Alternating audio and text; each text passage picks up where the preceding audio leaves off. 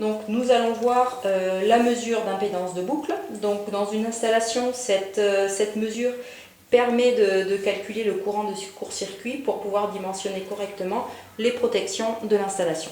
Donc pour faire cette mesure, je positionne mon commutateur rotatif donc sur ZS et ensuite je peux accéder à différentes informations réglables par l'utilisateur. Donc tout d'abord le choix du courant de test. Bon, dans ce cas, aujourd'hui nous allons prendre 9 mA.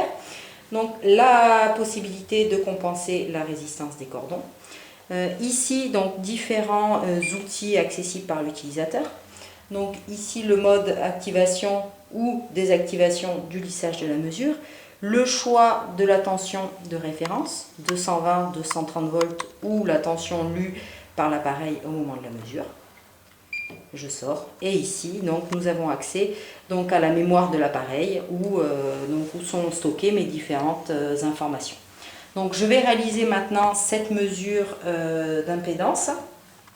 Donc j'appuie sur la touche aide pour pouvoir réaliser mon branchement correctement.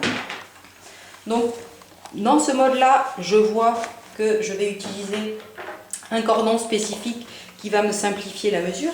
Donc tout d'abord, d'un côté, d'une extrémité, j'ai mon cordon tripode qui va permettre d'assurer une connexion simplifiée et assurée pour ma mesure. Et de l'autre côté, donc j'ai ma prise toute faite. J'ai ma prise que je vais connecter directement sur mon installation. Donc dans un premier temps, je branche mon cordon tripode.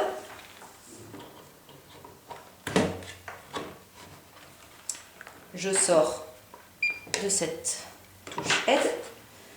Je branche ensuite ma prise sur ma prise secteur, puisque mon installation doit être sous tension pour réaliser cette mesure d'impédance.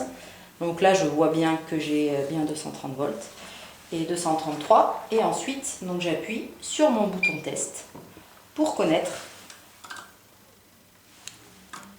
donc ma valeur.